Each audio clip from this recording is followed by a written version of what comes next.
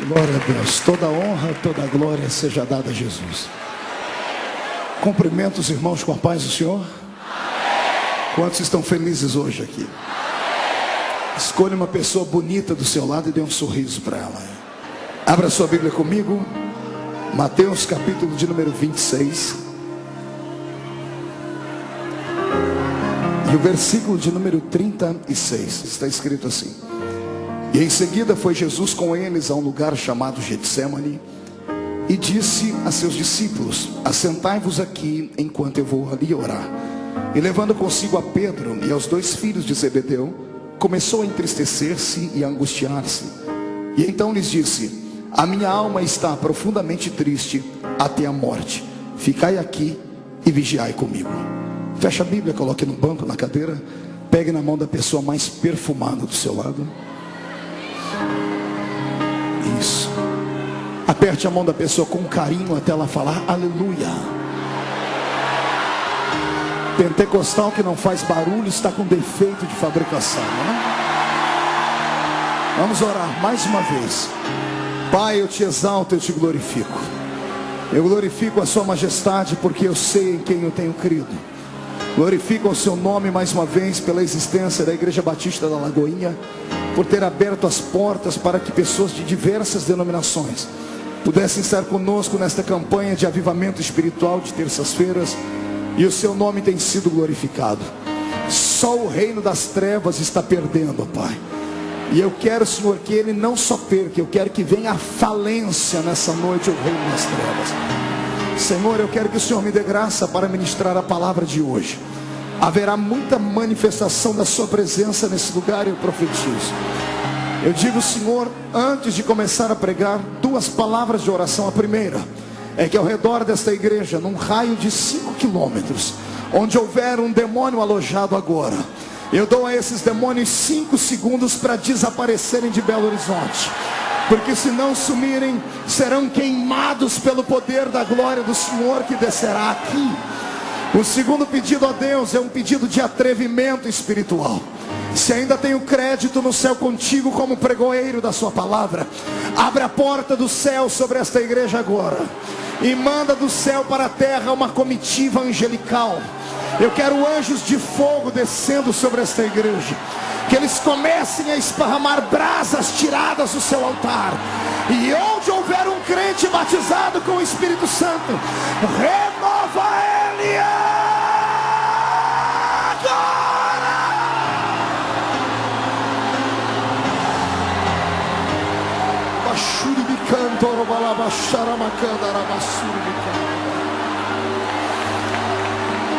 Fala conosco nessa noite, Senhor. Fala conosco. É o que eu te peço agora, em nome de Jesus. Amém e amém. Os que podem, tomem o seu assento, por gentileza. Senhoras e senhores, noiva do Cordeiro, simpatizantes da nossa fé, amigos que estão dentro e fora do templo, pessoas que gentilmente deixaram seus afazeres de hoje para adorarem a Jesus conosco aqui. Eu pedi a Deus uma palavra para esta noite e o Senhor me deu uma palavra muito séria, muito forte. Uma palavra que vai mudar a sua existência, que vai fazer você entender qual é a função que tu tens no reino de Deus. O Senhor hoje vai fazer você caminhar pelo tapete da sua revelação. E eu profetizo que antes da metade dessa mensagem, você já não vai mais estar sentado aí, vai estar voando na presença do Deus de Israel. Quem acredita em palavra profética, dê um grito de glória. Eu também creio. Então vamos começar a mensagem. A mensagem de hoje tem um tema. Diga para o seu irmão: aperta o cinto, que vamos decolar agora. O tema dessa noite é esse: íntimos de Deus. Dá para repetir comigo? 1, 2, 3. Canto de olho para o irmão da esquerda desconfiado, o da direita. Olha lá atrás, o da frente, e responde para mim: você acha que o irmão que está do seu lado tem intimidade com Deus ou não? Vamos descobrir hoje aqui. O Senhor me deu um texto que é um dos textos mais belos e mais emocionantes da Bíblia Sagrada.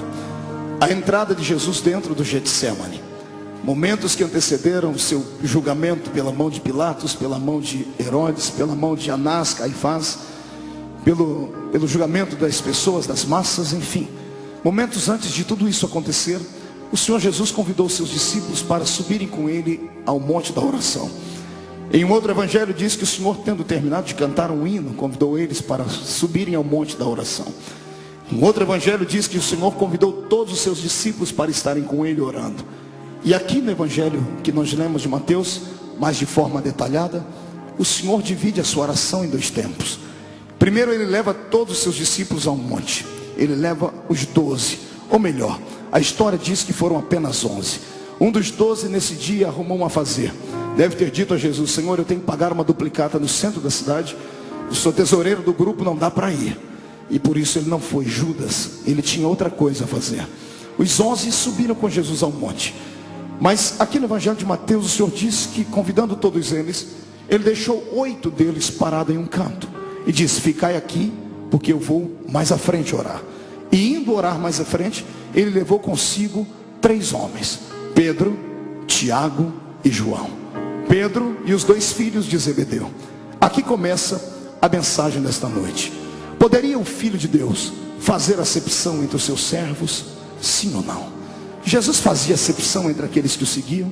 Tinha uma escala, tinha uma hierarquia? Alguém era melhor do que alguém? Ele amava mais alguns do que a outros? Vamos tentar hoje discernir isso dentro desta igreja, para podermos entender por que Jesus levanta homens e mulheres com uma unção diferenciada. Porque que nem todo mundo é igual a todo mundo. O Senhor não faz acepção quando se trata de salvar o ser humano. Para salvar o homem, ele libera o seu grande amor.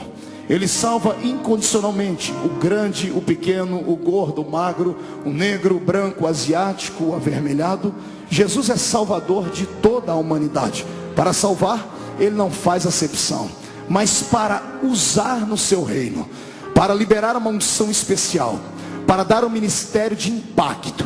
Aí o Senhor vasculha a alma do ser humano e encontra algumas coisas que nos outros ele não conseguiu encontrar.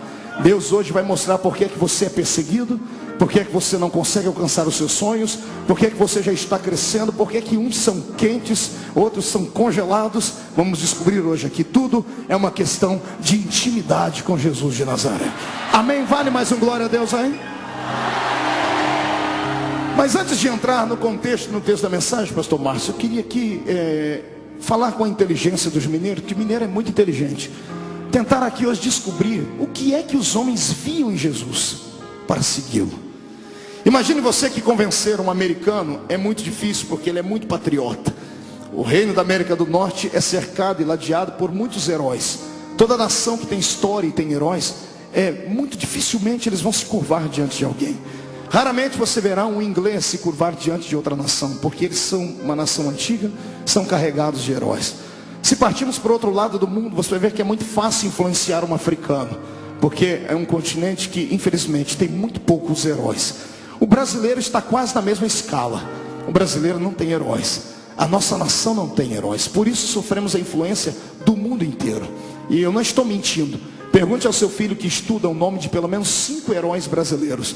Os neurônios dele vão começar a derreter e no máximo ele vai conseguir falar 3: Tiradentes, Marechal Cândido Rondon e Zumbi do Quilombo de Palmares. Passou disso, raramente vamos lembrar de algum herói. Eu sei que você vai dizer: pastor, somos uma nação nova, temos apenas 500 anos. Eu sei disso, mas o problema não está nisso. O problema está no nosso passado. Todo ser humano precisa se espelhar em um herói. Todo ser humano que cresce precisa ter diante dele uma imagem a ser seguida. Não uma imagem de escultura, não um Deus, ou um semideus, ou um pseudo-deus, mas alguém que possa representar para ele algo que ele possa desejar ser no amanhã. Os nossos filhos acabam se espelhando em nós que somos pais. Os seus filhos e os meus filhos às vezes acabam se espelhando em heróis que ele acaba assistindo na TV. Isto aqui vale uma história muito abençoada. Quando eu era pequenino, pequenino é ótimo essa, né? Não cresci muito, mas eu morava na Vila Tatu, lá da minha cidadezinha, e a gente era muito pobre. Pobre de marré. Era tão pobre que a gente não tinha dinheiro para nada. Então a gente criava os nossos brinquedos. E no fundo da minha casa tinha uma goiabeira. Quem conhece goiabeira aqui? Deixa eu ver. Todo mundo é da roça, igual a mim. Uma goiabeira. Quem conhece goiabeira aqui? Deixa eu ver. Todo mundo é da roça, igual a mim.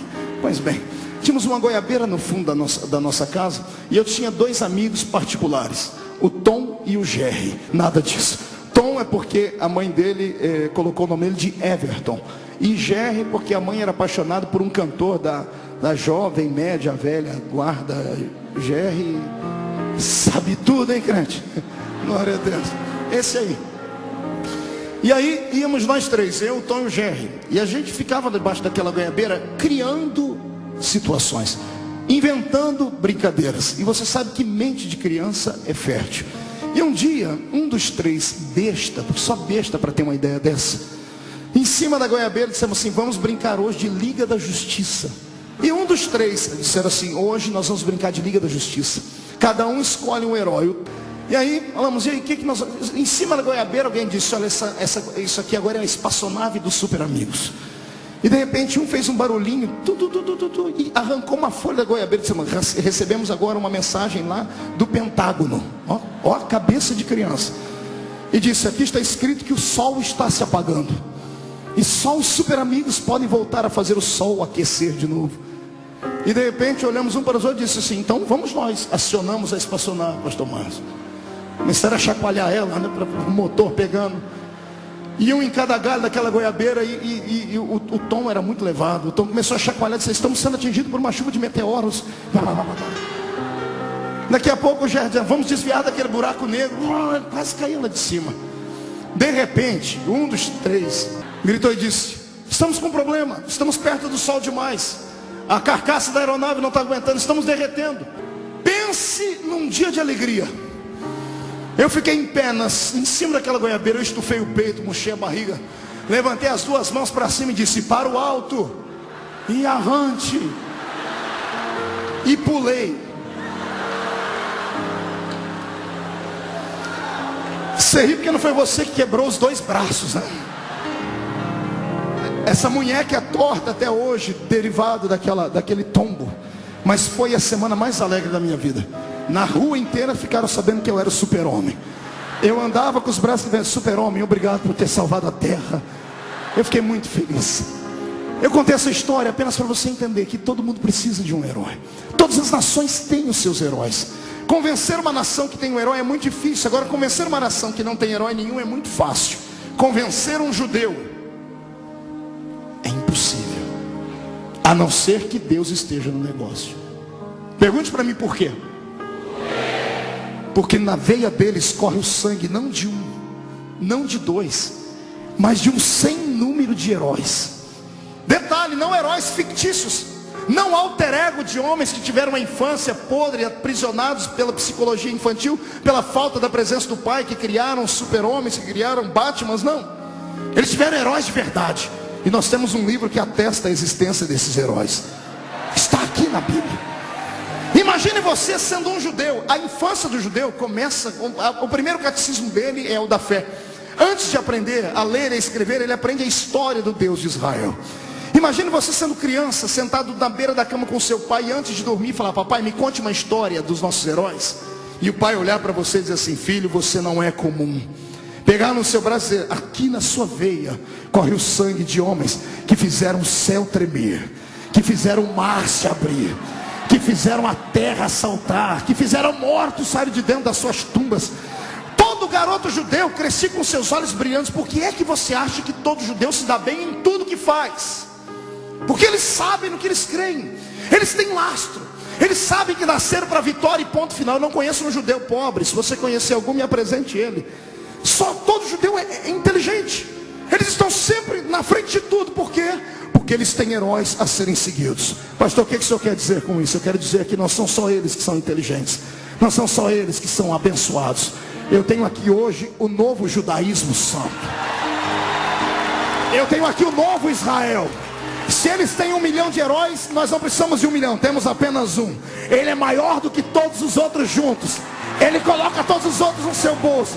Ele é tão grande que os pés dele estão dentro da Batista da Lagoinha hoje, e o seu rosto está diante dos anjos que cantam: Santo, Santo é o Senhor dos exércitos.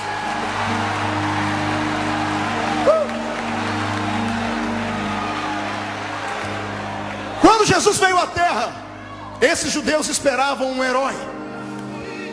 Só que não podia ser qualquer um, tinha que ser um herói maior do que Moisés. Tinha que ser um herói maior do que Jeremias, maior do que Ezequiel, maior do que Elias. E achar um herói maior do que esse povo não era fácil.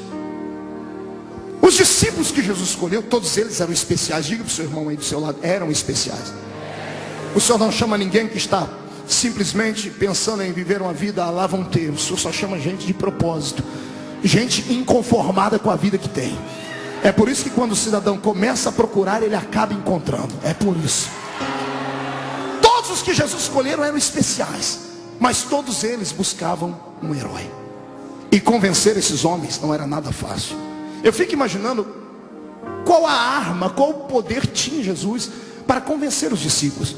Eu sei que alguns podem levantar a mão e dizer: pastor, mas eram homens pescadores, eram gente inculta, incauta. Nem todos. Eu estudei a base da psicologia, a vida dos 12 discípulos. Dos 12, Jesus tinha 2 que, além de serem inteligentes, universitários, eram visionários. Levi era um deles, e o outro era Judas, ou Iscariotes. Judas não era ignorante. Se traçássemos o perfil psicológico dos 12 discípulos hoje aqui, e se Jesus tivesse uma empresa e fosse escolher entre os 12 um para trabalhar, só um passaria no crivo da psicologia: Judas Iscariotes.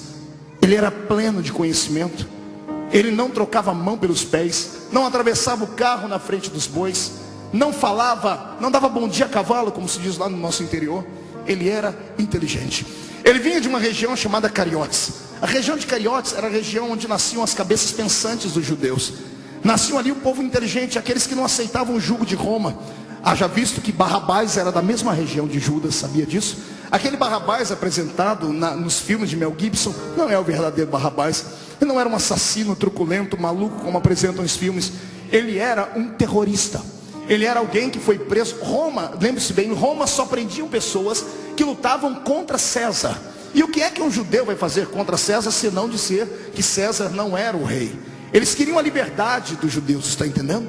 Judas era um desses, era um visionário. Quando ele ouviu a pregação de Jesus, quando ele ouviu a mensagem de Jesus, ele foi simplesmente imantado pelo mestre. A unção que havia em Jesus atraiu Judas, porque Judas disse: esse aí é o herói que eu estava esperando, é o verdadeiro. Eu sei que muitas pessoas dizem assim: ah, pastor, Judas foi um traidor. A gente só se lembra dos últimos momentos dele. Mas Judas não foi traidor sempre. Judas se decepcionou com Jesus momentos antes de Jesus ser condenado a tudo que aconteceu. Judas se decepcionou com Jesus, como eu e você acabamos nos decepcionando no meio da caminhada. Somente naquele dia em que Jesus estava partindo o pão, quando ele disse: a minha hora é chegada, Judas desconfiou e descobriu que de fato ele não era o Messias que ele esperava. Porque ele esperava alguém que fosse libertar Israel da mão dos judeus. E Jesus estava se despedindo deles, dizendo: estou morrendo, o meu reino não é dessa terra, é de outra terra. A inteligência de Judas pegou ele no final da história. Eu fico imaginando como foi que Jesus atraiu Levi. Bom, Levi a Bíblia conta como. Você pode tentar imaginar comigo. Entra comigo dentro de uma cidade. Imagine 200 cobradores de impostos. Quantos cobradores eu disse? Era esse grupo de qual Mateus, se transformado em Levi, chamado Mateus, pertencia. 200 cobradores de impostos, todos autorizados por Roma. Para ser um cobrador de impostos de Roma, você tinha que ter cursado economia na faculdade de Jerusalém. Ele era graduado, por isso trabalhava com o aval de Roma. Eles se reuniam, eles faziam uma espécie de arrastão financeiro pelas cidades. Escolhiam uma cidade maior e todas as cidades circunvizinhas vinham pagar o tributo ali. Por isso precisavam de 200 cobradores. Cercavam uma rua, colocavam mesas, 100 mesas de um lado, 100 mesas de outro, e o povo vinha pagar. Eu quero que você imagine Jesus com alguns discípulos entrando ali para escolher Mateus. Imagine, universitário, formado em economia, carteira assinada por César, tinha tudo, os seus dividendos, tinha dinheiro, tinha condição de sobreviver, tinha as 2 cidadanias, porque trabalhando para Roma, conquistou a cidadania romana, era judeu de coração, era um homem pleno, sábio. Quem conquista um homem desse? Quem engana um homem desse? Lá vem Jesus. Imagine 200 cobradores de impostos judeus, de barba, usando uniforme e o quipá na cabeça. 200 homens de barba, você vai achar que você está olhando para um espelho, porque todo mundo parece com todo mundo. E Jesus está vindo com os discípulos. Eu imagino que, Senhor, vamos pagar ali, ó, aquela fila ali também. Nós, Jesus, não é ali que eu vou pagar, tem outra aqui, eu vou escolher uma outra mesa. Senhor, mas é tudo igual, a barba é igual, a roupa é igual, o kippá é igual. Eu imagino Jesus dizendo, mas o coração não é igual, tem um aqui que é diferente. Eu imagino Jesus pagando tributo para aquele cobrador de impostos chamado Levi, ele devolvendo o troco, dando o recibo. E quando Jesus termina, Jesus pega o troco, olha para ele e diz assim, Levi, segue-me. E Jesus sai. Imagina, ele fala, calma aí, moço, o senhor me chamou do quê? Levi. O senhor não tem um crachá? Eu não moro nessa região. Como é que o senhor sabe o meu nome? Eu imagino Jesus dando um sorrisinho assim, seu nome? Eu te conheço antes de você nascer. Eu sei o seu passado. Faço parte do seu presente. E se me seguir, eu mudo o seu futuro.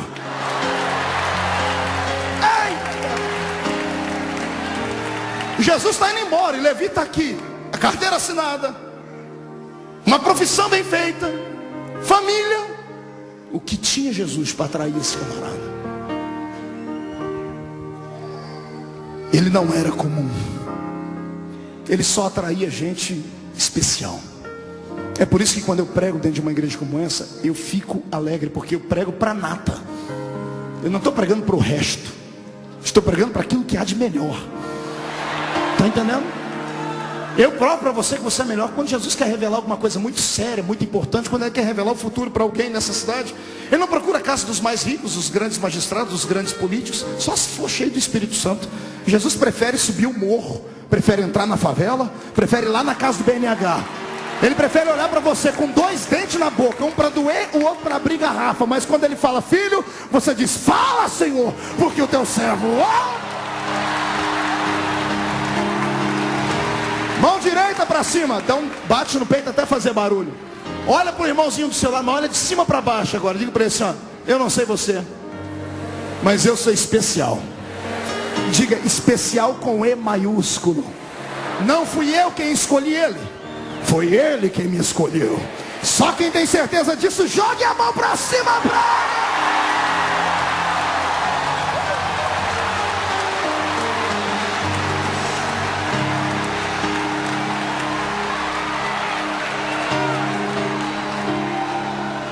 Convencer um judeu não era nada fácil. Imagine você, temos 12 discípulos, escolha um para você ser ele agora. Encarne um agora, no bom sentido da palavra. Escolha um discípulo para ser. Ninguém quer Judas. Olha que eu expliquei a história dele, contei, nem assim. O cargo de João já não cabe mais, e de Pedro também não. Todo mundo quer ser Pedro e João, né? Imagine você na pele de Tomé, criancinha no berço ou na cama. Tomé, vai dormir. Papai, conta uma história dos nossos heróis. Vou contar só uma. Se deita aí, Tomé. Pois não, pai. Ó, pai, mas tem que ser uma história para eu acreditar, porque o senhor sabe que eu não acredito em qualquer coisa. Tomé, nas suas veias corre o sangue de profetas. Na sua veia corre o sangue de um homem que tinha tanto poder, que ele andava com uma capa nas costas dele. Um dia ele encontrou um grupo de lenhadores trabalhando e um lenhador chorando. Ele disse, por que você chora, lenhador? Porque o meu machado caiu na água, que não era nem meu, era do meu amigo que me emprestou. Minha família está passando fome. Além de não ter dinheiro para levar comida, eu não tenho como pagar o machado. Tomé, o seu herói, seu ancestral, pegou essa capa, rodou ela para cima e deu um grito. Onde está o Deus de um outro herói?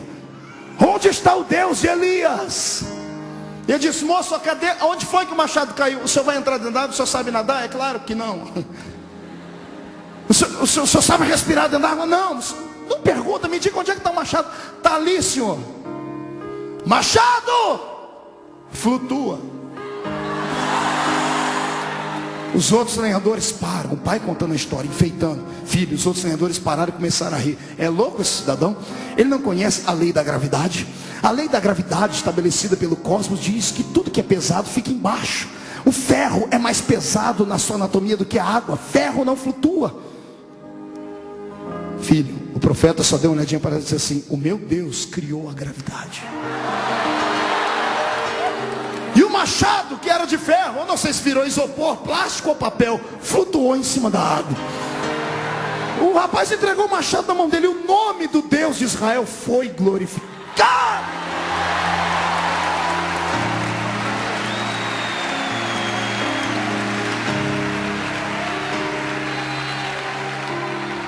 Imagine você sendo André. André tinha um coração amoroso, se entregava fácil. Papai, me conta uma história, mas eu quero uma história diferente, eu quero uma história para o coração. Filho, vou te contar uma. Israel não teve só heróis, Israel teve heroínas. Cadê as mulheres? Não vão dar um grito não? Como é que é, papai? Heroínas, mas as mulheres na nossa sociedade, na nossa fé, não tem muito valor. De fato, filho, mas teve vezes que elas foram decisivas na história de Deus. Teve uma, filha, que virou heroína com quase 90 anos. O nome dela era Débora.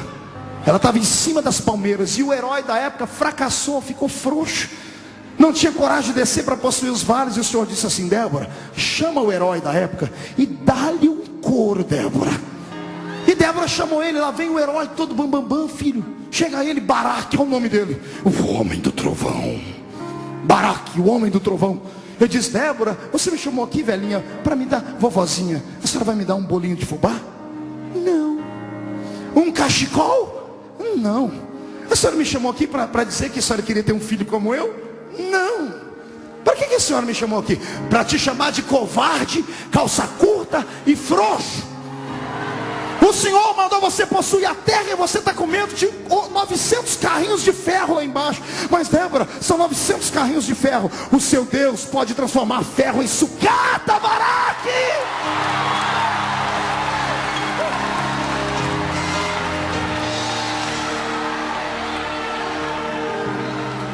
Lá está André. E aí, pai? E aí que Baraque, filho, nosso herói, saiu correndo. Ficou atordoado, que a mulher falou na unção. Quando ele estava no meio do caminho, ele parou e voltou. Débora, o que foi? Desce comigo. Mas eu não consigo pegar a espada, levantar, não consigo brigar, eu tenho 90 anos. Você não precisa pegar a espada, só a sua presença, a sua fé. A sua arma não está no exterior, está aqui dentro. Se você vier comigo, eu desço para aquela batalha e a vitória será nossa.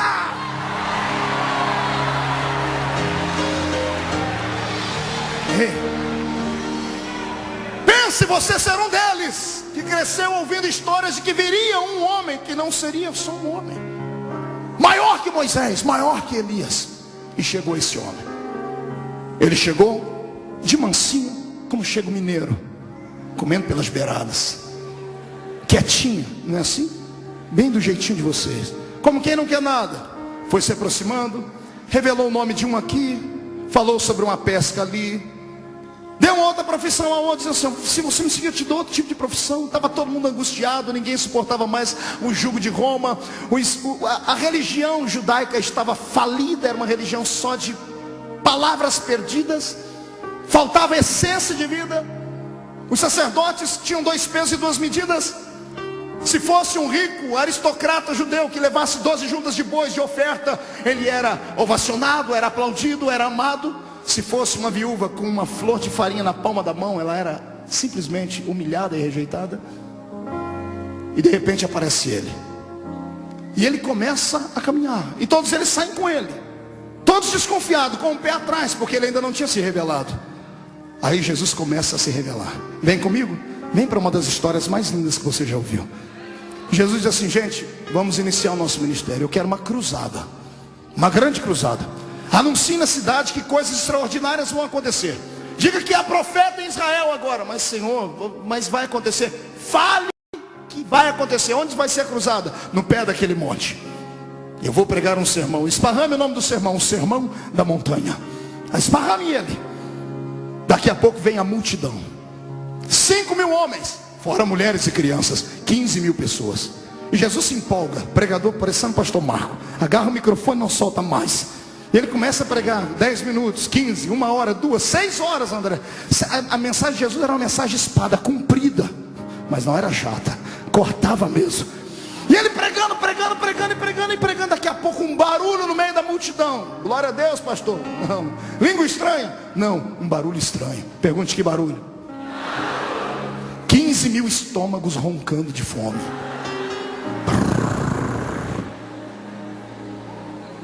Os discípulos se riam e dizem assim: gente, o negócio está ficando feio. Alguém pede uma palavra: Senhor, para o sermão um minutinho. Jesus fala: o que está acontecendo, Senhor? Está na hora de mandar esse povo embora. Por quê? Porque, Senhor, já é tarde, eles estão te ouvindo o dia inteiro, não tem comida. E Jesus olha para eles assim: olha, dê vocês de comer. Pedro: Judas, que foi? O mestre está mandando dar de comer para a multidão. Senhor, ninguém dizimou esse mês. Ninguém ofertou. O dinheiro que tem não dá para comprar comida nem para a gente. Como é que nós vamos alimentar 15 mil pessoas? Jesus diz: se vira. Senhor, não tem jeito. Aí Jesus: então agora vocês vão começar a me conhecer. Mande a multidão se assentar. Se assentam em grupos de 50. Grite no meio da multidão: quem é que tem comida aí? Tomé diz: Senhor, uma hora dessa ninguém tem mais comida não. Pergunte, não custa perguntar. E os discípulos: alguém tem comida? Alguém tem alguma coisa de comer? E de repente lá no meio da multidão levanta um rapazinho. A Bíblia diz que era um rapazinho. E ele diz assim: olha, eu tenho 5 pães e 2. Não, faz igual, fala igual está na Bíblia. Faz biquinho e tudo. 5 pães e 2. Que lindinho. Por que você acha que a Bíblia diz 5 pães e 2 peixinhos? Rapaz, na linguagem dos judeus, rapazinho, era uma criança de 10, 11, 12 anos de idade. O que aquele garoto tinha era uma lancheirinha. A mãe saiu para ouvir Jesus pregar e levou a criança junto e fez uma lancheirinha para ele. E criança encontra outra criança e ficam brincando. O menino não estava prestando atenção na mensagem, estava brincando com as outras crianças. De repente se aproxima da mãe, esqueceu de comer. Você sabe como é que é criança levada: brinca, esquece até de comer. E de repente, quando alguém pergunta: alguém tem comida? Levanta a mãozinha do garoto: eu tenho, Senhor.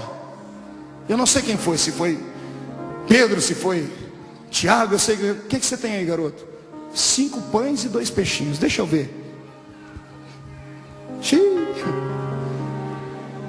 Bom, é de comer. Senhor, fale. Consegui. O que? 5 pães e 2 peixinhos. Traga aqui. Então o problema está resolvido. Senhor, o que foi? Os 5 pães que eu falei, eu tenho que explicar. O que não é pão bengala. Era lanche de criança, concorda comigo ou não? Diga para o seu irmão: era 5 pãezinhos assim e 2 peixinhos. Ei, é peixinhos, não é dourado. Era lambari. Sério. Aí Jesus pega e diz assim: gente, vamos começar o processo do milagre. O que, Senhor? Milagre. Vocês entraram na escola de milagres. Se aproximem aqui, vejam como é que funciona. Eu imagino 2 começando: gente, alguém já acha um lugar para a gente sair correndo? Veja a melhor maneira da gente escapar. Já cerque, veja se alguém arrume um burro, um jumento, um cavalo, um negócio, porque vai virar tumulto isso aqui. E Jesus, empolgado, pega os pães, os peixinhos, afaga a cabeça do garoto, pega o primeiro peixe e divide em 2. A senhora aqui da frente, para a senhora um pedacinho, a senhora para o outro. Alguém aqui do lado de Jesus cochichando, dizendo: Senhor, falta 5 pães e 1 peixinho. Ele pega o peixinho e reparte esse pedaço para o Senhor. Senhor, 5 pães. Jesus pega a primeira bisnaguinha 7 boys e parte no meio. Um pedacinho para a senhora, um pedacinho para o Senhor. Senhor, 4 pães. Sinal de alerta: arrume o caminho, nós temos que fugir daqui. Mais um, Senhor, 3 pães. Mais um, Senhor, 2. Mais um, Senhor. Que foi? Desespero. Só tem um. Jesus fala, eu imagino Jesus falando: era aqui que eu queria chegar.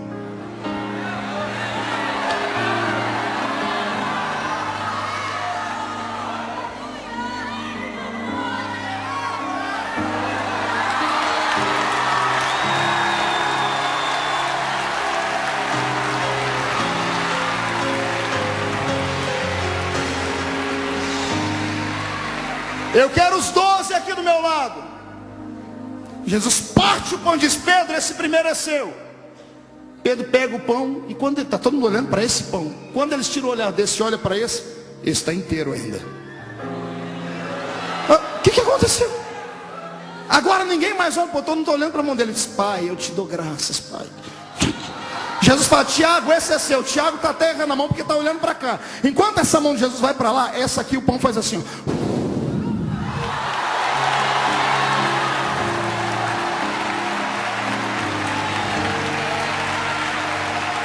Tá todo mundo arrepiado. Ele repartiu o pão e agora tem 13 pedaços de pães. Quantos pães? 12 na mão dos discípulos e um na mão dele. E agora? Jesus vai dizer assim: gente, me ajuda. Ajudar o que, senhor? Vamos fazer milagre. Mas senhor, a gente não sabe não. Ei, vocês não precisam saber, vocês estão perto de mim, eu ensino. É assim, ó, pega o pão, faz assim, ó, graças te dou, graças te dou.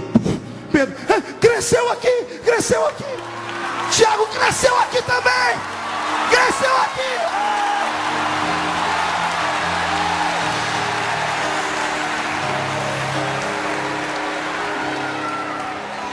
A parte mais bonita vem agora. Agora desaperta o cinto que você vai quebrar tudo agora. A minha Bíblia diz que sobrou quantos cestos? Pergunta para o seu irmão: por quê? Por quê? Depois que eles alimentaram todo mundo, cada um arrumou um cesto e ficaram brincando de fazer milagre.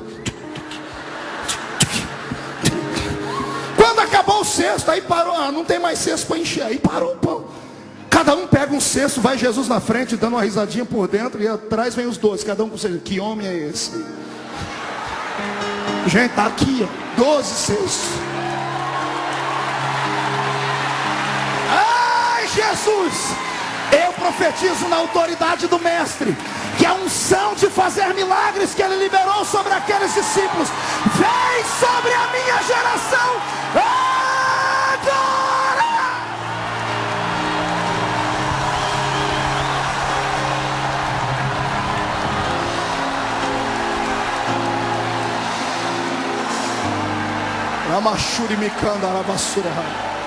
Sente aí. Você descobriu desde a primeira vez que eu preguei aqui: eu não sou um grande pregador, eu sou um bom contador de histórias. Foi todo mundo dormir, Jesus dormindo num quarto separado, e no outro quarto os 12. Entre lá dentro agora. Imagina a conversa dos 12. Judas e Mateus, os estudados. Gente, calma aí, tem que ter uma explicação. Não, tem que ter uma explicação. Será que foi fermento? O que será que foi? Eu imagino Pedro dizendo: larga a mão de ser besta, vocês dois, rapaz. O homem, é o cara, ele é o cara. A gente estava esperando ele. Não, Tomé, não, eu só acredito se acontecer mais algumas coisas aí. Jesus está do outro lado, do lado divino dele, escutando tudo que eles estão falando ali dentro. Jesus diz: espere amanhã, espere amanhã. Acorde de manhãzinha. E aí, estão preparados para quê? Vamos para a escola de milagres. Bora, bora, senhor. O que nós vamos fazer hoje? Hoje nós vamos atravessar o mar, porque eu quero ir do outro lado. Mas senhor, é longe. Não interessa, eu sou o chefe, eu mando. Vem, todo mundo. Eles entram dentro do barquinho. Judas está lá, irado, dando as últimas moedinhas, pagando a embarcação do táxi. O que ele vai fazer do outro lado? Tem tanta gente para ser ganha aqui. Ele entra e Jesus diz assim: gente, olha, a caminhada foi difícil, eu passei a noite orando. Eu vou ficar aqui na popa do barco dormindo um pouquinho, ok? Quando chegar do outro lado, vocês me acordem. Eu imagino Jesus arrumando o travesseiro, dormindo e morrendo de dar risada por dentro. Porque como homem, ele só sabia o ali, mas o Deus que estava dentro dele, o Cristo que enchia aquele Jesus, sabia tudo. Então ele já sabia o que ia acontecer. Daqui a pouco, levanta uma tempestade, e vento, e água, e sopro, e grito, e desespero. 12 discípulos, cada um com um balde, tirando água lá de dentro. Gente, está na hora de acordar ele. Está não, rapaz, vamos, a gente já está passando, está nada, está fechando o tempo. Daqui a pouco a gente não dá mais, temos que chamar ele. Mas chamar, o que ele vai poder fazer? Bom, pelo menos ele morre com a gente. Senhor, eu nem acredito que ele estava dormindo. Acho que ele estava só igual mineiro, com o olho aberto, todo fechado. O que foi? Senhor, uma tempestade. Tempestade, cadê? Aí, senhor, essa tempestade? Isso é uma brisa. Não, senhor, a água parecendo um copinho. Senhor, ajuda a gente. Claro que eu ajudo. Lá vem Pedro: tosse, o quê? Um balde. Para quê? Se eu ajudar a gente, tirar água daqui. Eu lá preciso de balde, rapaz, dá licença. Vocês não me conhecem ainda. Jesus sai da polpa e vai lá para a proa do barco.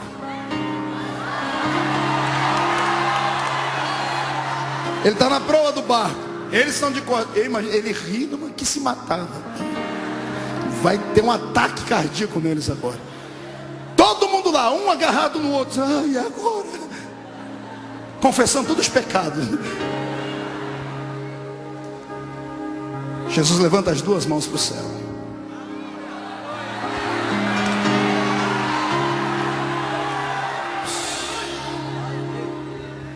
E ele grita.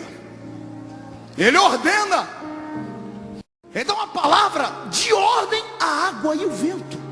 Eu estudei um pouquinho nessa minha vida. Estudei física, química, conheço um pouco de biologia, estudei astronomia. Eu sou fuçado para estudar as coisas. Eu já ouvi falar de braço do mar, mas ouvi falar que mar tem ouvido.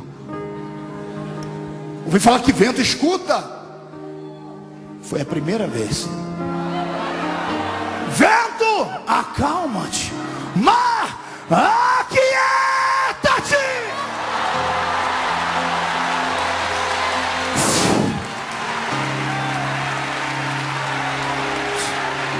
Parou tudo. Ele vira para trás.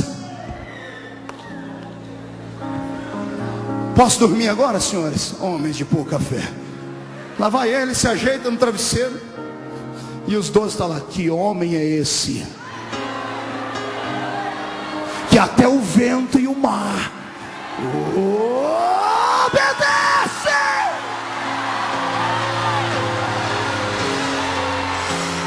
É que o mar e o vento não estavam autorizados a falar.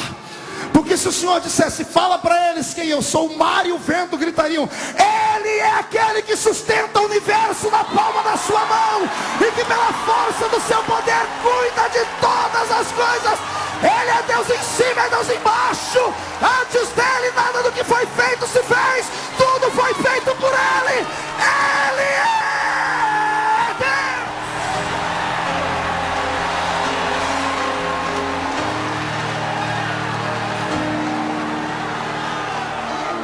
Pastor Márcio, eles até esqueceram o que foi fazer do outro lado do mar.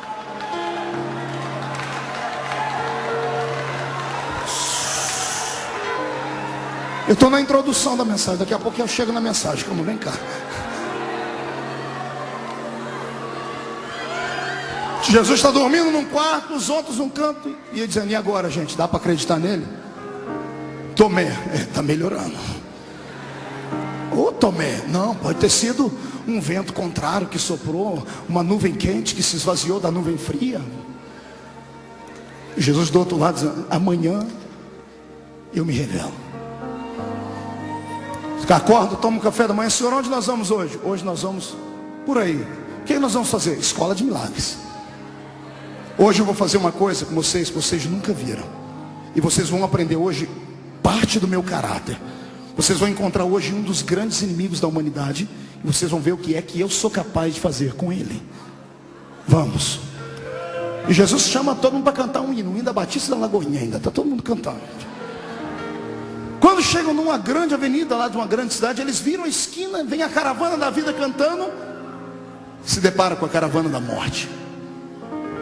A caravana da morte vem trazendo um féretro dentro de um esquife.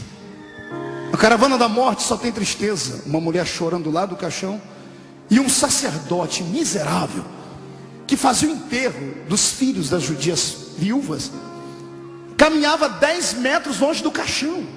Sabia disso? Aprenda. Quantos metros o sacerdote andava longe do caixão? Pergunta para mim, por quê, pastor? Porque o sacerdote era muito puro e santo, não tocava em coisa morta, queria acelerar o processo do enterro do defunto, não se preocupava com o coração da pessoa que ficou. E quando Jesus entra, ele entra na frente do cortejo fúnebre. Ele olha para trás, não tem mais ninguém, todo mundo saiu de perto, porque a lei é universal, mundial. Todo mundo sabe que quando um cortejo fúnebre está andando, todos têm que abrir espaço para passar. Respeito não por quem foi, mas por quem ficou, que está ficando sozinho. Jesus não sai da frente. Volta todo mundo aqui, Senhor, mas vamos ser presos. Ninguém é preso perto de mim, volte. Vou ensinar vocês hoje o que é que eu faço com a morte quando eu encontro ela. Só vou dar um recadinho para você. Você já se perguntou por que na crucificação Jesus morreu primeiro do que os outros dois?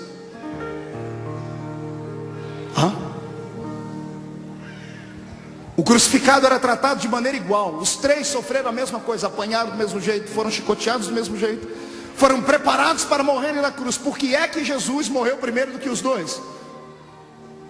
Porque ele era mais fraco? Porque ele carregava o peso de toda a humanidade? Não. Eu orei, e a resposta que veio aqui, eu acreditei em cima. Jesus morreu antes dos dois, porque se os dois morressem primeiro do que ele, era morrer e ressuscitar.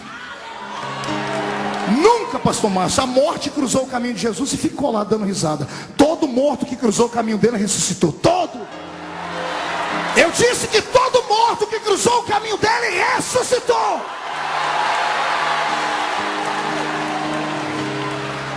Então, para não ter que ficar ressuscitando de fundo, porque perto de ninguém fica muito dizendo assim, vou eu primeiro. Voltando à história.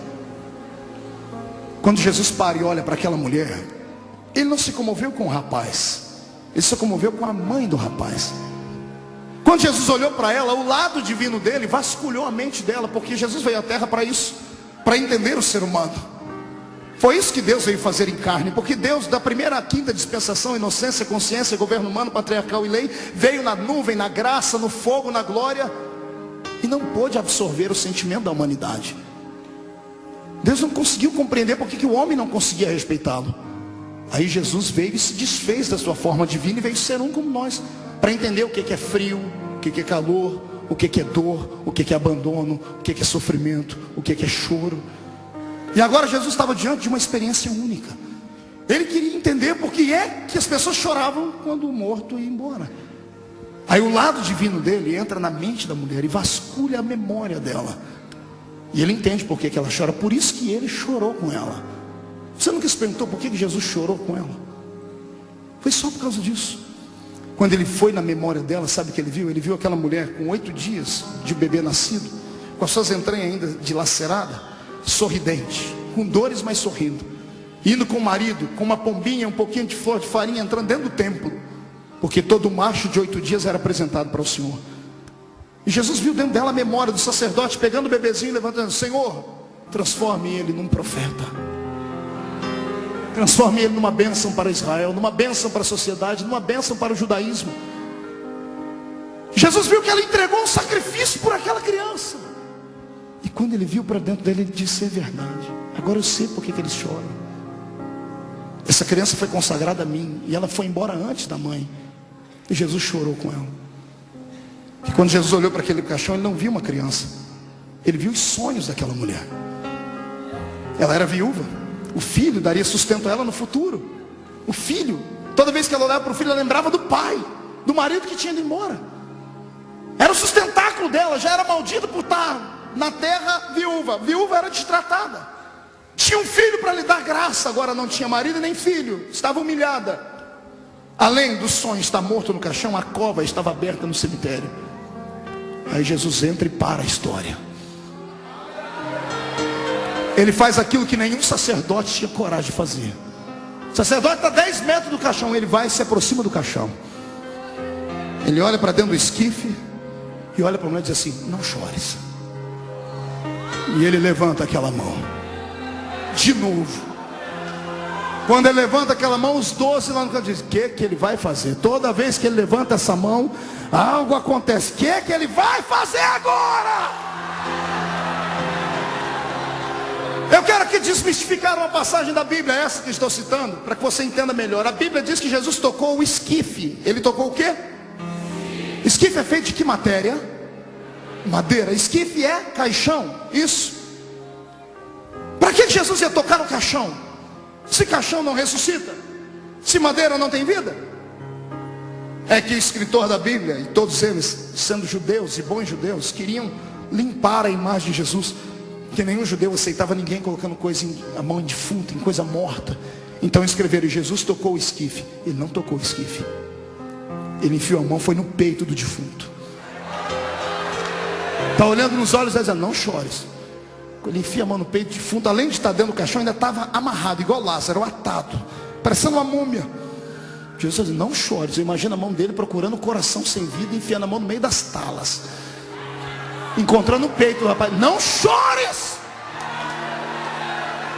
moço, levanta-te.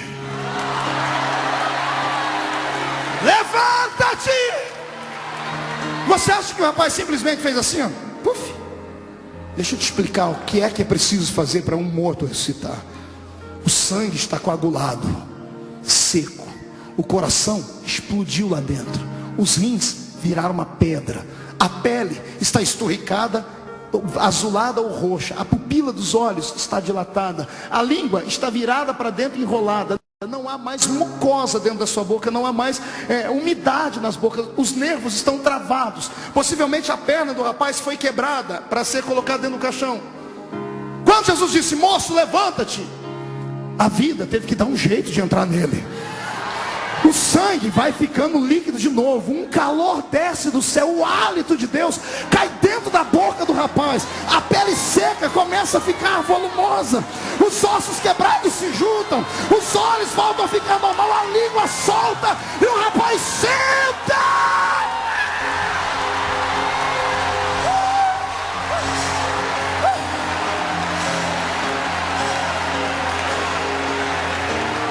Esse é o Jesus que eu sirvo. Como eu sempre cito toda terça-feira aqui, meu velho pai me ensinou um ditado: quem pode manda, e quem obedece é porque tem juízo. Você tem juízo? Me obedece. Levante as duas mãos para cima. Eu profetizo que nenhum dos seus sonhos,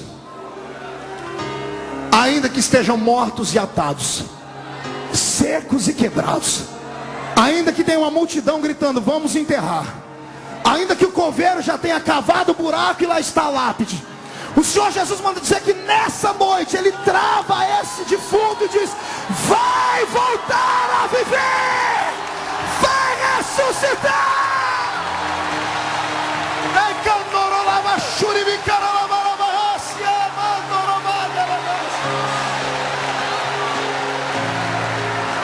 Recebe de volta o seu sonho. Leva de volta o seu sonho para casa. Se algum sacerdote seco queria enterrá-lo, deixa ele gritar num canto, hoje não tem enterro.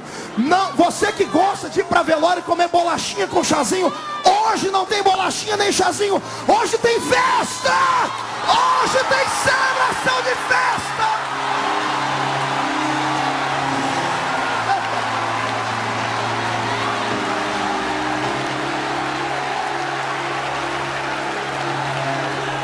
Olhe para o irmão do seu lado e pergunte para ele, depois disso, você ia acreditar que ele era um herói? Responda para o seu irmão.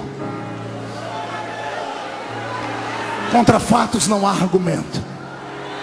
Ele era o Messias. Ele era o Messias.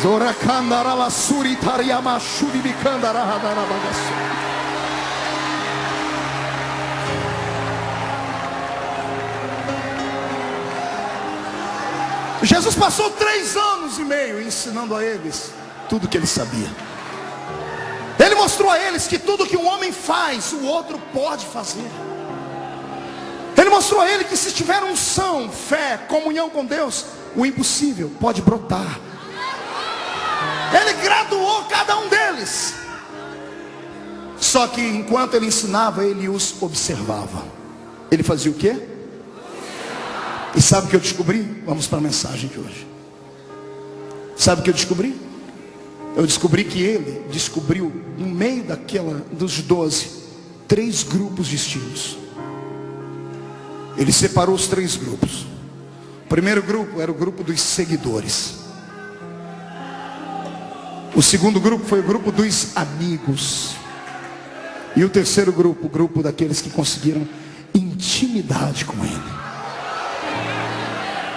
Detalhe, todos são especiais. Diga para o seu irmão, todos são especiais. Só que diga, alguns são seguidores. São especiais, mas são apenas seguidores. São especiais, mas são apenas. O segundo grupo são amigos. E o terceiro, gente íntima, André. Gente que tem coragem de fazer aquilo que ninguém mais tem coragem de fazer. Os seguidores, Jesus não os isolou, os usou, se revelou a eles. Só que os seguidores estavam preparados para ver apenas coisas que todo mundo podia ver. O seguidor pode ver aquilo que é comum, mesmo que Jesus esteja operando milagre, mas é um milagre comum. O seguidor pode ver ele mandar o vento e o mar parar, ver o morto ressuscitar. O seguidor pode ver e até participar da multiplicação dos pães.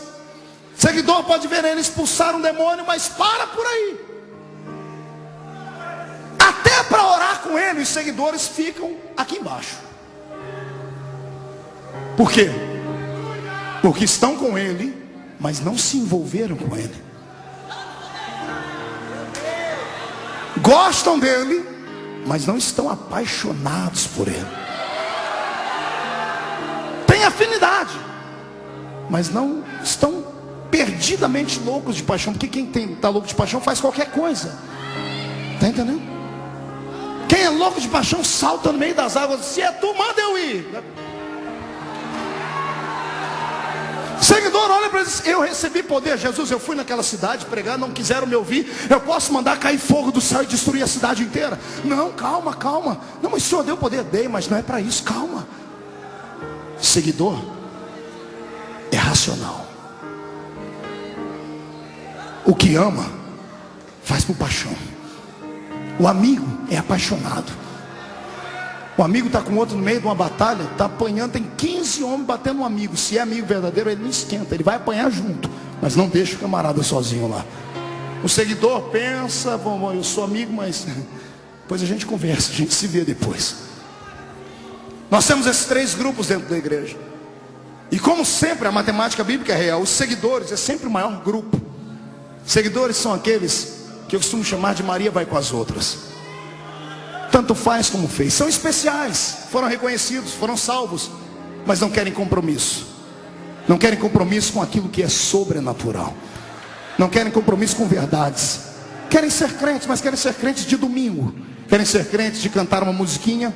Querem ser crentes até entregar o dízimo, mas para por aí. Não quero compromisso, não quero expulsar demônio, não quero testificar, não, eu quero ficar aqui na minha. Sou seguidor, respeito ele, mas tá bom para mim aqui. Nós temos uma geração de seguidores, gente que é especial porque Jesus se revelou a eles, mas não tem coragem de ir além do normal. É gente que não quer tirar os pés do chão. Até entraram no rio do avivamento, mas estão lá com o dedão no fundo do rio. Não solta o dedo, morre de medo. Ei, a palavra do Senhor para você é essa: solte o dedo e vem nadar. Seguidor tem medo de profundidade. Gosta do status, mas tem medo de profundidade. Sabe por que nós não operamos mais milagres? Só temos seguidores. Só seguidores. Temos enfeites de igreja. Prepare 2 guarda-costas para sair comigo daqui. Seguidores, a igreja está cheia de seguidores. Só gente que do jeito que veio vai. Gente que quer negociar com ele. Gente que está perto dele só para ver milagrezinhos. E quando vê um milagrezinho, aplaude. Gente que quer coisa simples. Eu quero dizer para você: conhecer Jesus é como entrar numa escola. Você pode permanecer lá embaixo no alfabetismo espiritual, ou pode ser graduado. Eu não quero ser apenas do jardim de infância. Eu quero diploma de graduação com meu mestre.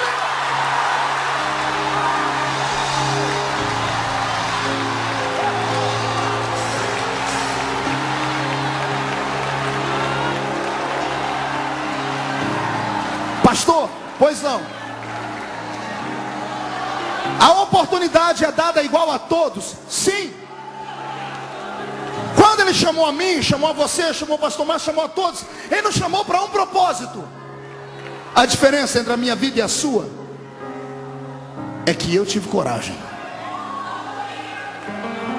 A diferença entre você e grandes ministérios é que eles tiveram coragem. Não se importaram em apanhar, em ser perseguido, em ser chamado de louco, de fanático, de desequilibrado. Não tiveram medo de apanhar de gente que está na mídia, na televisão, no jornal. Não tiveram medo. Gente que estava cheia de propósito na alma. Eu não sou seguidor apenas, eu quero marcar o tempo. Existem dois tipos de crentes aqui dentro dessa noite: aqueles que vivem para serem influenciados e aqueles que querem influenciar.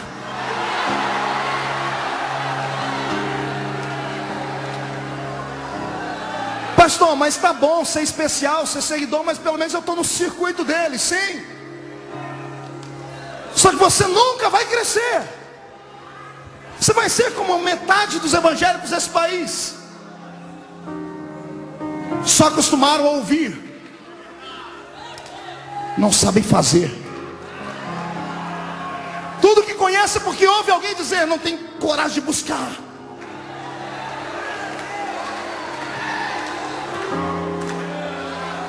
Chega de ser seguidor apenas. Dê um upgrade na sua vida, amado. Vem comigo, a escolha é sua. Para ser amigo, você tem que ter coragem de fazer coisas que ninguém mais tem coragem. Mesmo que você faça coisas erradas por impulso. Mas é melhor errar tentando do que nunca tentar. É melhor bater com a cara no muro e voltar do que nunca ir. É melhor voltar e dizer assim, mas eu pelo menos tentei, do que ser igual a você que está na igreja há 500 anos. Não pisou, não viu o dilúvio, mas pisou no barro que sobrou na terra. Acha que tem todo o conhecimento aqui dentro e não sabe ganhar uma alma para Jesus. Só sabe murmurar e perseguir as pessoas. Só sabe maldizer.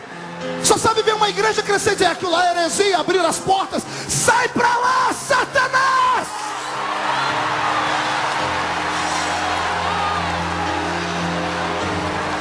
Faça a diferença. Ei, quer que Deus faça algo na sua vida que Ele nunca fez? Então faça algo para Ele que você nunca fez. Ouse. Crie coragem. Tem 12 dentro do barco, só um quis pular lá, pastor. Depois ficaram todo mundo, afundou o homem de pouca fé. Ele vem e diz assim, eu afundei, mas só eu tive o gostinho de pisar na água.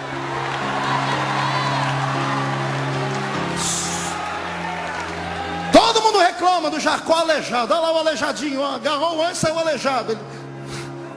Estou aleijado, mas recebi minha bênção.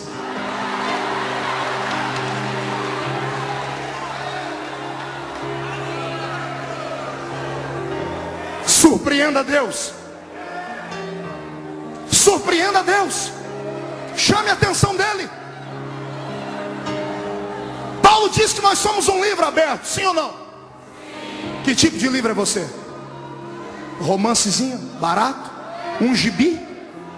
Historinha para boi dormir? Ou você é um livro cheio de emoções? Livro que é dramáticozinho, a gente lê e põe lá. Livro técnico, cheio de palavras escalafobéticas. A gente lê, dá sono e guarda. Quando o livro tem história, a gente lê e quer ler até o final. Seja um livro que Deus tenha prazer em ler. Seja alguém que ponha Deus em dificuldade. Mostre para Deus, pastor, como? Invoque a presença dos milagres na sua vida. Dê trabalho para Deus. Ministra sobre a sua casa, sobre o seu vizinho, sobre o seu trabalho. Toma posse da terra. Sai dessa vida pobre e seca. Vem prosperar.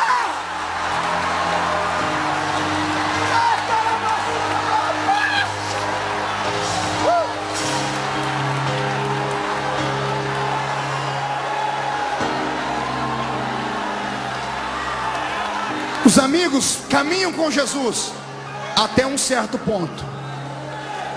Os seguidores vêm mais abaixo.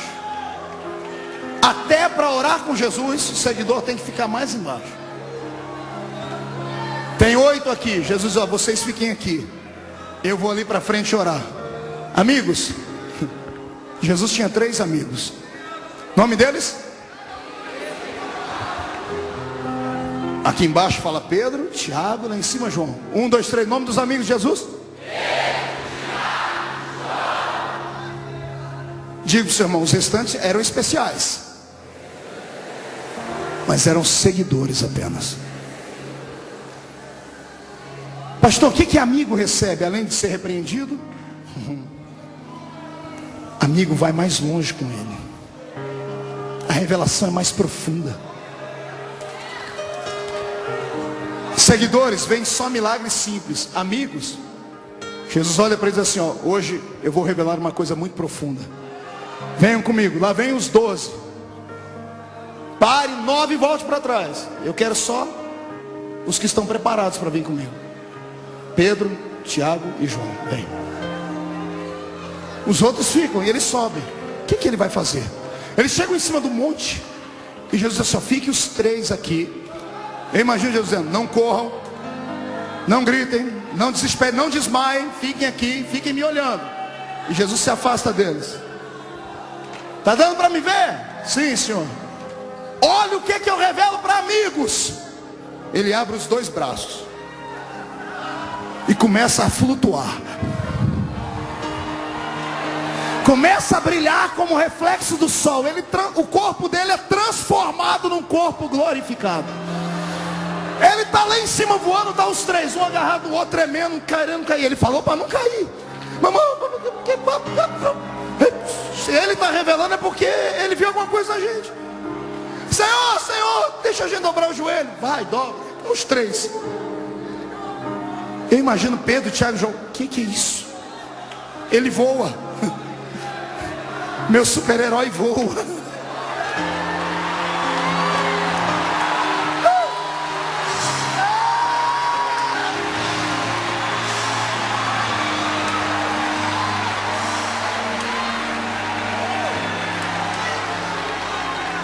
Ele está subindo. Quando ele está lá em cima, está os 3 aqui, quase desmaiados. Parece 2 figurões para ele. Os maiores heróis de Israel, Moisés e Elias. Como é que eles sabiam? Lógico, os 2 se apresentaram. Ei, vocês são amigos dele? Meu nome é Moisés. E o meu é Elias. Esses aí mesmo. O senhor abriu o mar? O senhor subiu na carruagem? O senhor representa os profetas? O senhor representa as leis? Sim. Vocês são grandes? Somos, mas não tão grandes. Eu, Moisés, represento a lei. Eu, Elias, represento os profetas. Mas nós 2, Moisés, já ensaiamos lá no céu. Agora a coreografia, 1, 2, 3. Um de lá, outro de cá, aponta o dedo para eles. Mas a ele vocês devem seguir.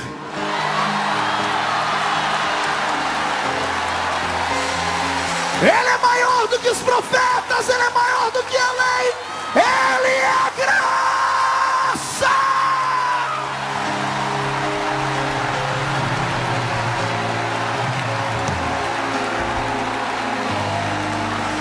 Segure um pouquinho. Eu vou te explicar agora por que um irmão no nosso meio não chora, não grita. E por que o outro quase desmaia, quer pular de cabeça para baixo. É uma questão de intimidade. É amizade. Está entendendo?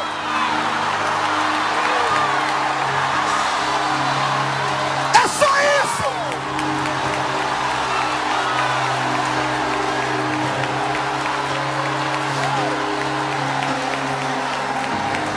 Eu não maltrato os seguidores. Pastor Marco, os irmãos que estão numa igreja tradicional, que não gritam, não pulam, não cantam, não oram, não acreditam em línguas, eles vão para o mesmo céu que a gente? Vão. Mas pastor, vão, porque a salvação é pela graça. Não é por nada que o homem faça, é por aquilo que ele fez.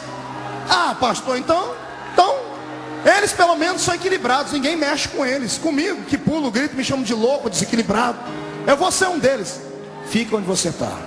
Pergunta para mim, por quê, pastor? Quando a gente for arrebatado, todo mundo, quando atravessar o portão e chegar lá dentro, os irmãos nossos que são só seguidores vão ficar apavorados. Não acreditam em línguas, fogo, anjo, cavalo de fogo. Imagina entrar lá dentro, olhar para o trono, Deus é um fogo consumidor.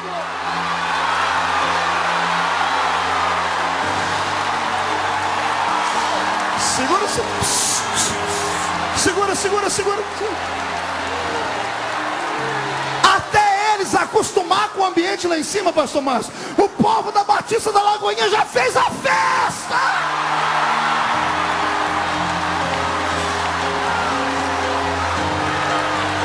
Aleluia! Estamos num tempo de avivamento.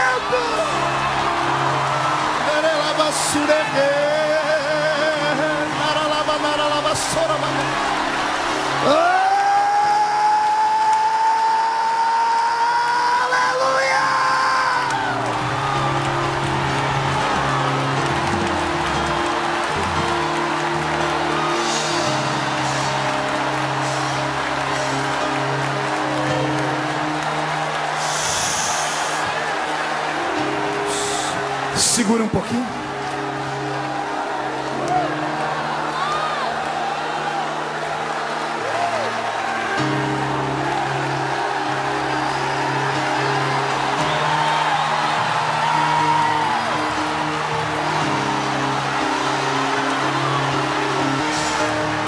Senhor Jesus, onde houver um crente batizado com o Espírito Santo agora, aqui dentro, lá fora pelo telão ou em casa assistindo pela internet, enche eles até não aguentarem mais. Agora, agora, já!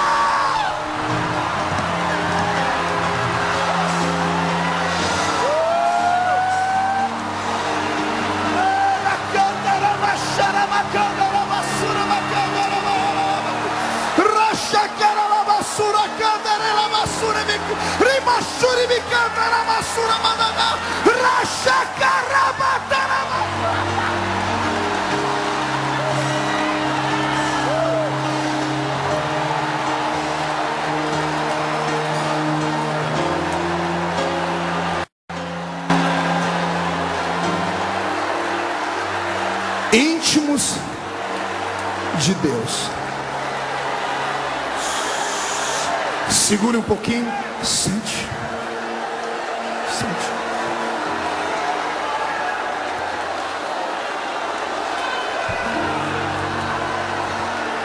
É por isso que há tanta diferença de crentes. Todos são especiais, lembrem disso. Todos de todas as denominações são especiais, mas a maioria são só seguidores. Alguns são amigos. Esses que são amigos enxergam o céu pelo lado de dentro, recebem revelações que ninguém mais recebe, e não tem o que falar. Vai fazer o quê? O cidadão pagou o preço, buscou, acreditou, devorou a Bíblia, jejuou, pediu, bateu. Jesus pegou e abriu e deu para ele. Não adianta ficar com inveja. Pode perseguir, pode escrever o nome da pessoa, não pode execrar de uma denominação. O dom Jesus deu e ponto final. O cidadão é amigo de Deus. É amigo.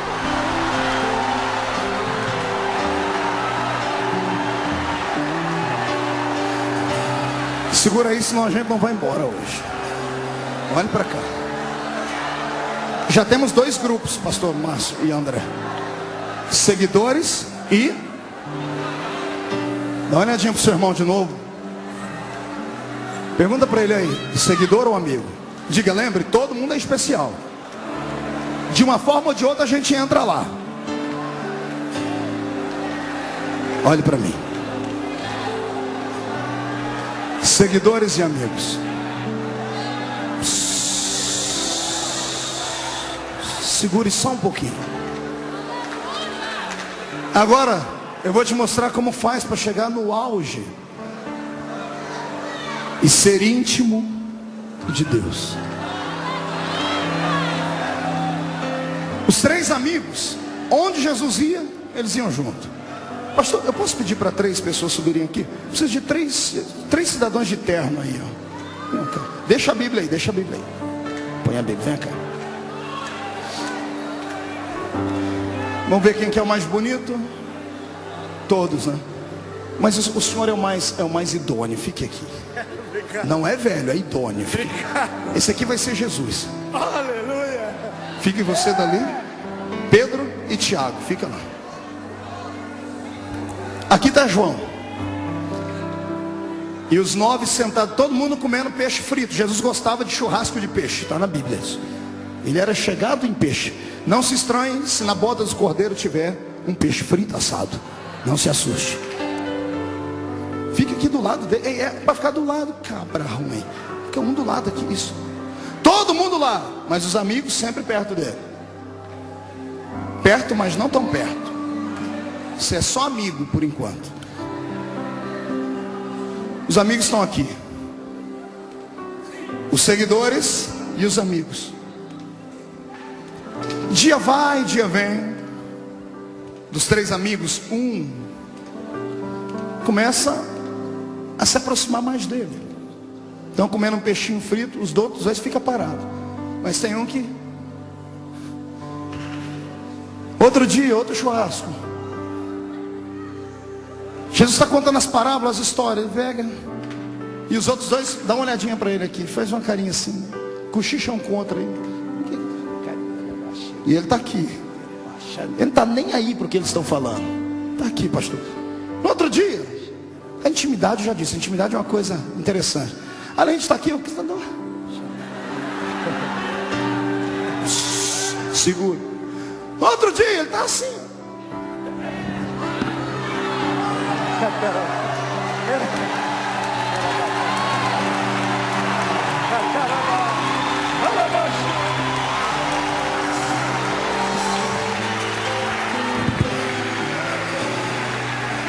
Pergunte para mim, pastor, fazer isso é fácil. Assim, diga para mim, pastor, fazer isso é fácil. Hoje, há 2000 anos atrás, ser judeu. Você vê um judeu andar de mão dada com um homem. Se você vê alguém aí fora de mão dada com outro homem, você já fica todo malicioso, preconceituoso. Imagine há 2000 anos atrás, no Oriente, onde a cultura é extremamente machista, contra o afeminalismo, está na Bíblia. Paulo pregando contra isso, já tinha a história de Sodoma e Gomorra. Um homem encostar no outro. Eu imagino que João passou, mesmo entre os seguidores, mesmo entre os amigos. Ele não se importou com o que os outros falaram. Devem ter chamado ele de pederastra.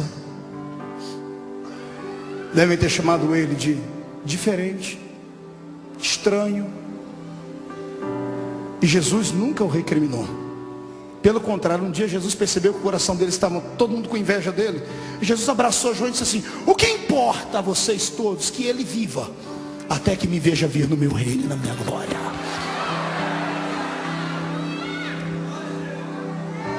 Seguidores e amigos todos tiveram morte truculenta. Foram mártires. Ajudaram a fazer o nosso movimento crescer. O sangue deles foi semente em terra fértil. Louvado seja Deus pela vida daqueles homens que faleceram, com exceção, é claro, de Judas, mas que depois teve o seu cargo ocupado por um outro. Todos, sem exceção, foram martirizados, seguidores e amigos. Mas aquele que ficou íntimo, a morte não conseguia pegar ele. Ele pastoreou Éfeso. Ele ensinou as igrejas. Ele que começou o ministério dele cheio como um evangelista: Senhor, eu quero mandar fogo naquela cidade e destruir. Quando ficou bem velhinho, ficou tão amigo de Jesus que ficou parecido com ele. Ficou tão íntimo que ficou parecido com Jesus. Disse assim: filhinhos, não pequeis, mas se pecar, fiquem tranquilos, temos um advogado para com o Pai. Vocês conseguem imaginar ele, que hora antes queria destruir uma cidade, porque não ouviram ele pregar agora? Ele está dizendo assim: se você pecar, Jesus vai te ajudar. Ele ficou parecido com Jesus. A morte não levava ele. Ele tem 90 anos de idade. O imperador de Roma resolve encarar ele, dizendo assim: ei, vai parar de adorar esse Jesus ou não? Ele disse: é claro que não. Mas eu vou te matar. Faça isso logo. Eu já caí da escada, já naufraguei, já caí de cima. Ninguém me mata, eu não morro. Você não morre por quê? Porque eu sou íntimo dele.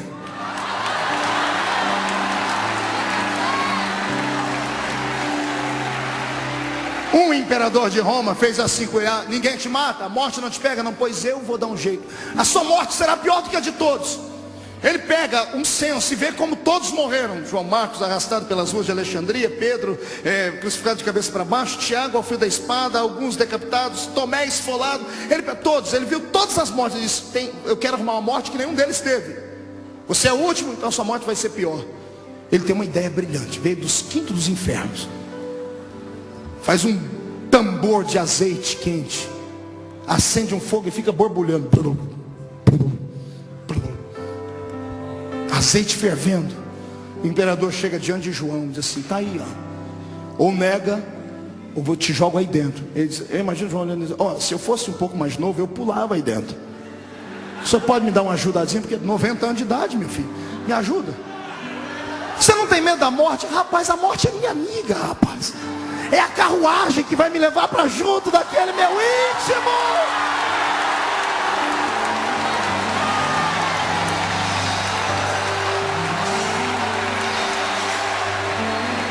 A tradição diz que quando jogaram João lá dentro, espanto para todo mundo.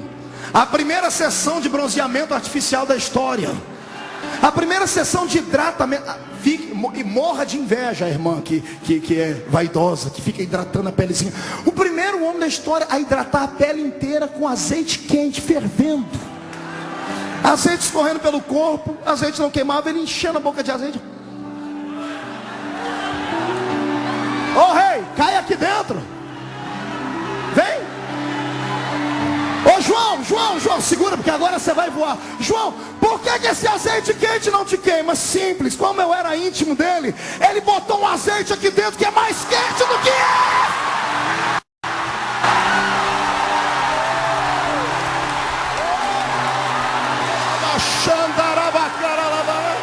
recebe um pouquinho desse azeite aí.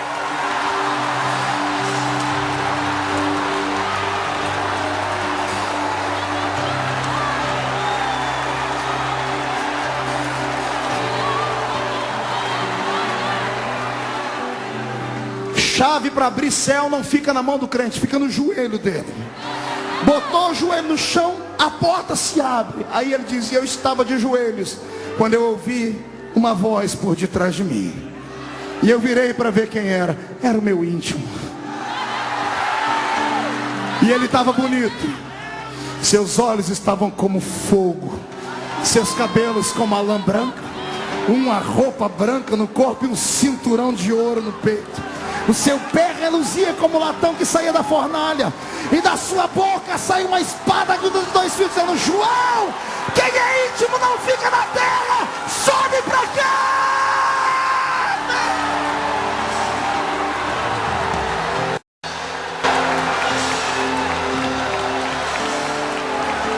Fique de pé comigo, igreja do Senhor.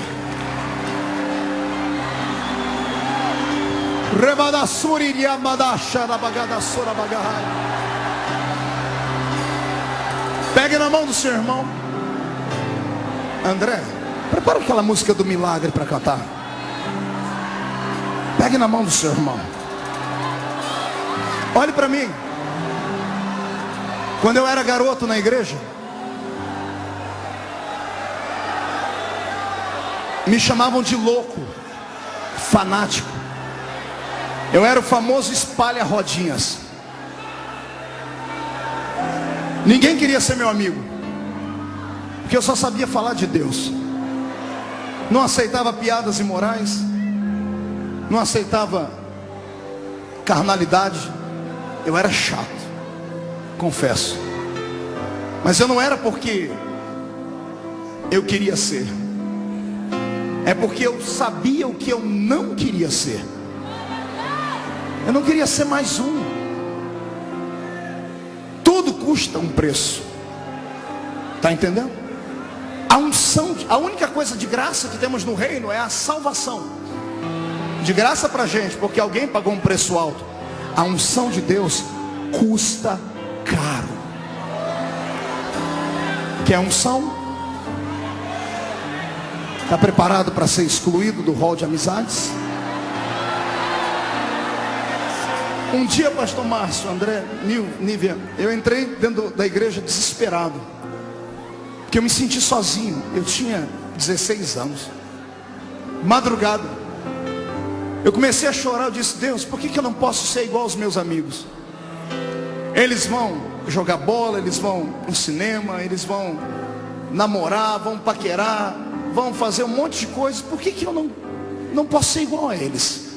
Não que isso seja errado, está entendendo?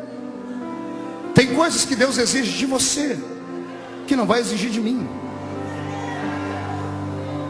Tem coisas que Deus vai exigir de outras pessoas, não vai exigir de você. Eu conheço a história do pastor Márcio, de um tempo que ele andou descalço aí na terra. Deus exigiu isso dele. Ele não transformou isso numa doutrina. Chamaram ele de louco, não é, pastor? Eu imagino. Tem coisas que Deus exige de você, e Deus exigiu de mim uma separação. Eu chorava, dizia: Deus, por que eu não posso ser igual a eles? O Espírito do Senhor veio numa madrugada e falou no meu ouvido: porque eles nunca serão igual a você.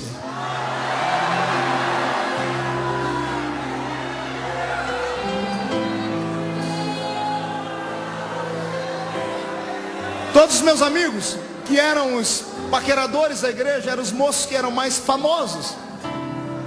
As meninas que chamavam mais atenção só se esqueceram de uma coisa: que o tempo passa.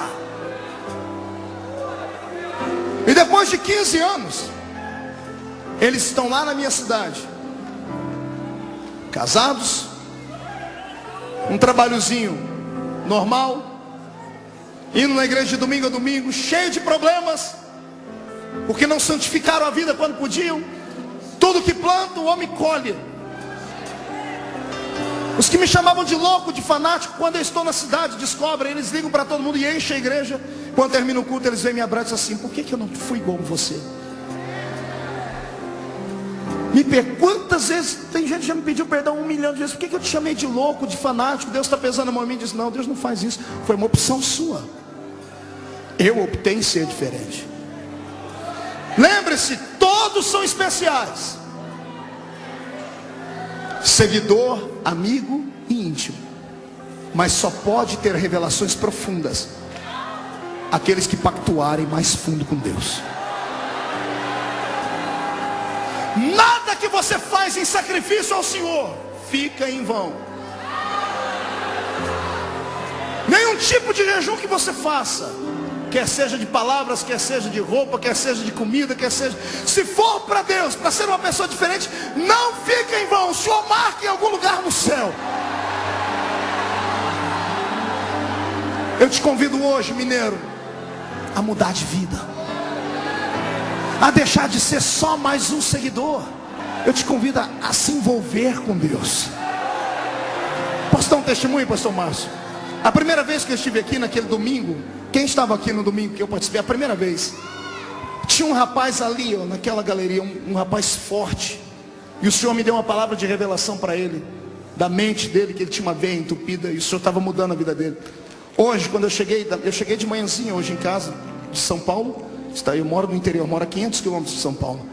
Estou dentro do escritório, de repente eu vejo um rapaz sentado lá. Eu falei: eu te conheço. Ele já começou a chorar: pastor, sou eu aquele rapaz que há 2 meses atrás, lá na Batista. Eu falei: o que você veio fazer aqui, rapaz? Vou vir mostrar para o senhor o exame, ó.